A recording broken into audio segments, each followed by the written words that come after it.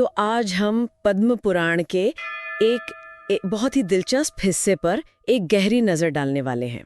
हमारे पास है माघ मास कथा का 23वां अध्याय, जो बताता है कि ये दुनिया, ये ब्रह्मांड आखिर शुरू कैसे हुआ। हाँ, लेकिन ये कोई टिपिकल क्रिएशन स्टोरी नहीं है जहां बस ग्रह और तारे कैसे बने ये बताया जाए। ये एक तरह का कॉस्मिक फैमिली ट्री है, एक विशाल वंश वृक्ष जिसमें देवताओं से लेकर राक्षसों तक और इंसानों से लेकर पेड़ पौधों तक सबका ओरिजिन बताया गया है। बिल्कुल।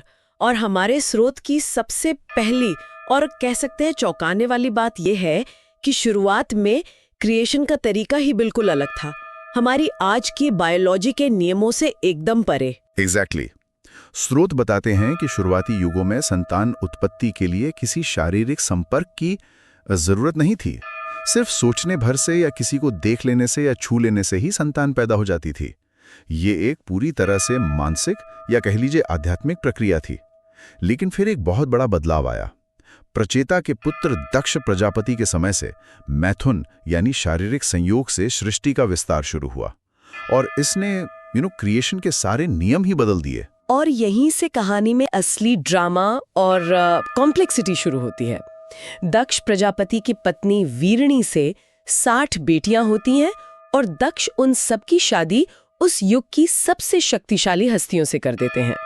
ये तो किसी स्ट्रेटेजिक अलायंस या रणनीतिक गठबंधन जैसा लगता है। ये बिल्कुल एक रणनीतिक गठबंधन ही था, जिसका मकसद था ब्रह्मांड के हर कोने में जीवन को बढ़ाना।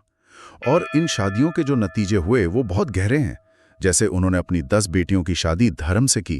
धर्म से मतलब राइचियसनेस या नैतिकता का जो कॉन्सेप्ट है उससे? जी, उसी से।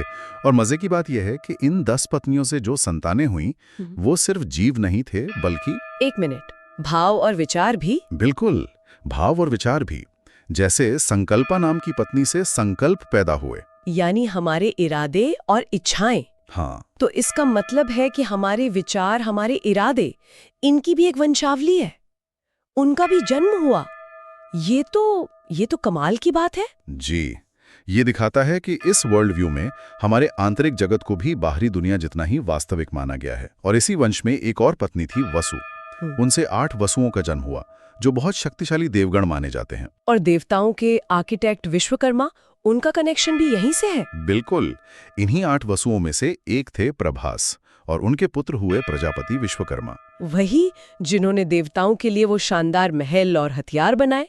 वाओ। तो अगर विश्वकर्मा, जो डिवाइन क्रिएटिविटी के प्रतीक हैं, उनका स्रोत वसु है और वसु धर्म की पत्नी है, तो क्या इसका मतलब ये हुआ कि रचनात्मकता यानी क्रिएटिविटी का असली स्रोत धर्म या नैतिकता है? ये तो एक जबरदस्त फिलोसॉफिकल लिंक है। आपने बिल्कुल सही नस पकड़ी है। पुराणों में ऐसी हर कहानी के पीछे दर्शन की कई परतें छिपी होती हैं। ठीक है, तो धर्म की पत्नियों से कॉन्सेप्ट्स और आइडियाज पैदा हुए। लेकिन जो जबरदस्त एक्शन और ड्रामा हम कहानियों में देखते हैं, देवताओं और असुरों की लड़ाइयाँ, उसकी शुरुआत कहाँ से हुई? लगता है अब हम असली गेम ऑफ थ्रोन्स वाले हिस्से में आ रहे हैं। हाँ, आप कह सकती हैं, क्योंकि अब कहानी आती है ऋषि कश्यप पर, जिन्हें दक्ष ने अपनी 13 बेटियां दी थीं और इन्हीं 13 पत्नियों से लगभग पूरी सृष्टि का विस्तार हुआ। यह इस कथा का सबसे महत्वपूर्ण मोड़ है। तो चलिए इस परिवार को समझते हैं। सबसे पहले कौन आया? सबसे पहले थी अदिति। अदिति से 12 आदित्य पैदा हुए। और आदित्य कोई साधारण देवता नहीं है, ये ब्रह्मांड के कॉस्मिक ऑर्डर को, मतलब रित को बनाए रखने वाले देवता हैं। इन्हें आप ब्रह्मांड को चलाने वाले सीईओ समझ सकती हैं, जैसे इंद्र, मित्र, वरुण और भगवान विष्णु भी। जी, भगवान विष्णु का वामन अवतार भी इन्हीं में से एक था। और ठीक है, तो एक तरफ से ब्रह्मांड के मैनेजर्स पैदा हुए, लेकिन सिक्के का दूसरा पहलू भी तो होगा। बिल्कुल। कश्यप की दूसरी पत्नी थी दिति और दिति से पैदा हुए दैत्य, जिनमें सबसे मशहूर थे हिरण्यकशिपु और हिरण्याक्ष। और ये कोई मामूली विलन नहीं थे। हिरण्यकशिपु के वंश में ही तो भक्त प्रहलाद हुए थे, जिनके लिए भगवान ने नरसिंह अवतार लिया। जी, और कहानी यही नहीं रुकती। प्रहलाद के पोते थे राजा बलि। वही राजा बलि जिनकी दानवीरता की परीक्षा लेने के लिए भगवान विष्णु को वामन अवतार में आना पड़ा। तो आप देखिए, असुर वंश में भी त्याग और वचन के पक्के लोग थे। ये बात तो वाकई सोचने वाली है। हम असुर शब्द सुनते ही बुराई का एक लेबल लगा देते हैं, लेकिन उसी वंश में प्रहलाद और बलि जैसे किरदार भी हैं।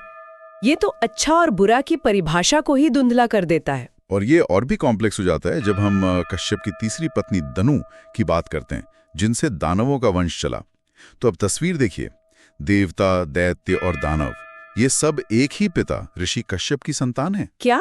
ये सब सौतेले भाई हैं। तो जो देवताओं और असुरों के बीच का वो अनंत संघर्ष हम सुनते आए हैं, वो असल में गुड वर्सेस इविल की लड़ाई नहीं, बल्कि एक पारिवारिक झगड़ा है। A family feud that got way out of hand.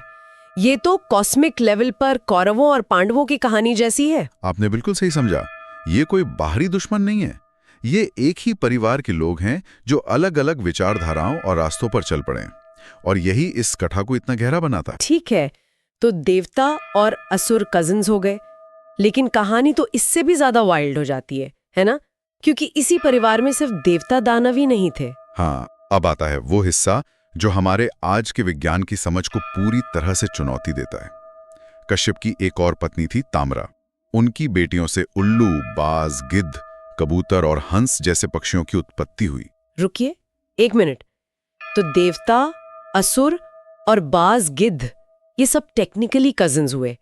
ये तो आज के स्पेशीज के कॉन्सेप्ट को पूरी तरह से तोड़ देता है। बिल्कुल।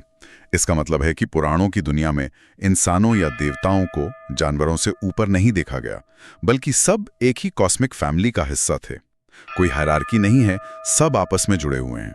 और भगवान विष्णु के वाहन गरुड़ और रामायण के जटायु, वो भी इसी फैमिली ट्री का हिस्सा है। जी, वो कश्यप की पत्नी विनता के पुत्र थे। गरुड़ के भाई थे अरुण, और अरुण के ही 2 बेटे थे संपाति और जटायु।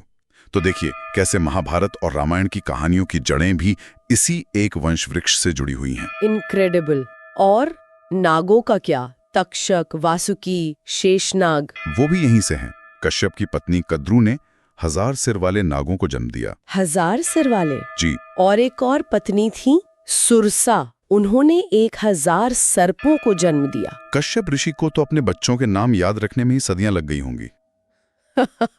शायद इसीलिए उन्होंने सबका हिसाब किताब लिख कर रखा होगा। लेकिन आपका सवाल बहुत अहम है। जब आप सुनती हैं कि एक ही स्रोत से देवता, शक्तिशाली दैत्य, दानव, हजारों जहरीले नाग और फिर खसा नाम की पत्नी से यक्ष और राक्षस भी पैदा हो रहे हैं, तो थोड़ा डर भी लगता है। इतने शक्तिशाली और खतरनाक जीव भी उसी स्रोत से आ रहे हैं। ऐसे में एक आम इंसान इस दुनिया में अपनी सुरक्षा कैसे करे? और आपने उस सवाल पर उंगली रख दी है, जिसका जवाब भी इसी स्रोत में छिपा है। शायद इसीलिए इस अध्याय में सिर्फ ये कहानी नहीं है, बल्कि श्री नारायण कवच जैसे शक्तिशाली स्तोत्र भी दिए गए हैं। अच्छा, तो इनका कनेक्शन ये है। कहानी आपको सृष्टि की विशालता और उसके खतरों से परिचित कराती है, और फिर कवच आपको उससे बचने का उपाय देता है। ये एक बहुत ही प्रैक्टिकल अप्रोच है। नारायण कवच में भगवान के अलग अलग अवतारों और नामों से प्रार्थना की गई है कि वे हर दिशा से, हर परिस्थिति में और हर तरह के भय से हमारी रक्षा करें। तो पहले आपको बताया गया कि समस्या कितनी बड़ी और विविध है, और फिर उसका समाधान भी दिया गया। ये तो कमाल का संतुलन है, कहानी और प्रार्थना का, प्रॉब्लम और सॉल्यूशन का। तो इस कथा के अनुसार पेड़ पौधे और बाकी चीजें भी इसी परिवार का हिस्सा हैं। जी हाँ, स्रोत के अनुसार कश्यप की पत्नी ईरा से पेड़, लताएं और हर तरह की झाड़ियां पैदा हुई। सुरभि से गाय, भैंसें और रुद्रगण उत्पन्न हुए। तो इस नजरिए से देखें तो प्रकृति कोई अलग चीज नहीं है, वो भी हमारी रिश्तेदार है। तो कुल मिलाकर ये अध्याय एक विशाल वंश वृक्ष है जो दिखाता है कि सब कुछ एक ही स्रोत से निकला है। एक तरह से ऋषि कश्यप कॉमन एंसेस्टर है। अगर आज के दौर में सबका एक प्यूरानिक 23andMe टेस्ट करें तो हर धागा वापस उन्हीं तक जाएगा। बहुत बढ़िया एनालॉजी है। ये यूनिवर्सल किनशिप यानी सार्वभौमिक रिश्तेदारी का एक बहुत शक्तिशाली संदेश है, और इसीलिए स्रोत में सिर्फ नारायण कवच ही नहीं बल्कि विष्णु सहस्त्रनाम यानी विष्णु के 1000 नामों का स्तोत्र भी मिलता है। उसका क्या महत्व है यहाँ? देखिए, जब कोई ये समझता है कि पूरी सृष्टि इतनी विविध और जटिल है, तो मन में सवाल उठता है कि इसे एक साथ बांधकर कौन रखता है, इसे चला कौन रहा है। विष्णु सहस्त्रनाम उसी एक केंद्रीय शक्ति की स्तुति है, जिसके 1000 रूप और नाम हैं और जो इस पूरे ब्रह्मांडीय परिवार को धारण करती हैं। ये बताता है कि इस सारी विविधता के पीछे एक ही यूनिफाइंग फोर्स है। तो कहानी बताती है क्या और कैसे हुआ, और स्तोत्र बताते हैं कि इन सब के पीछे कौन है और हम उससे कैसे जुड़ सकते हैं। बिल्कुल, ये ज्ञान और भक्ति का एक संगम है। तो इस पूरी कहानी का सार क्या है? अगर हम एक बड़ी तस्वीर देखें तो ये हमें आज क्या सिखाती है? इसका सबसे बड़ा सार यही है कि जिसे हम अच्छा या बुरा, देवता या दानव, इंसान या जानवर कहते हैं, वो सब एक ही परिवार का हिस्सा हैं। ये हमें द्वैत यानी डुअलिटी के पार देखने की दृष्टि देता है। हमारे बीच जो भी भेद हैं वे बाहरी और सतही हैं, असलियत में हम सब एक हैं। ये तो बहुत गहरा विचार है, खासकर आज की दुनिया में जहां हम हर चीज को बांट कर देखते हैं। हाँ, ये कथा हमें सोचने पर मजबूर करती है कि अगर सृष्टि का हर तत्व एक ही स्रोत से आया है तो उनके बीच का संघर्ष असल में क्या मायने रखता है। ये हमें न सिर्फ दूसरे मनुष्यों बल्कि प्रकृति के हर तत्व, पेड़ पौधों, जीव जंतुओं के प्रति भी एक गहरा जुड़ाव महसूस करने के लिए प्रेरित करता है, क्योंकि इस कथा के अनुसार हम सब एक ही विशाल वंश वृक्ष की अलग अलग शाखाएं हैं। तो इस पर विचार करने के लिए एक सवाल छोड़ जाते हैं। अगर देवता और असुर दोनों एक ही पिता की संतान हैं, तो क्या ये इस बात की ओर इशारा करता है कि अच्छाई और बुराई कोई स्थायी या जन्मजात गुण नहीं, बल्कि एक ही परिवार के सदस्यों द्वारा समय और परिस्थितियों के अनुसार चुने गए अलग अलग रास्ते हैं?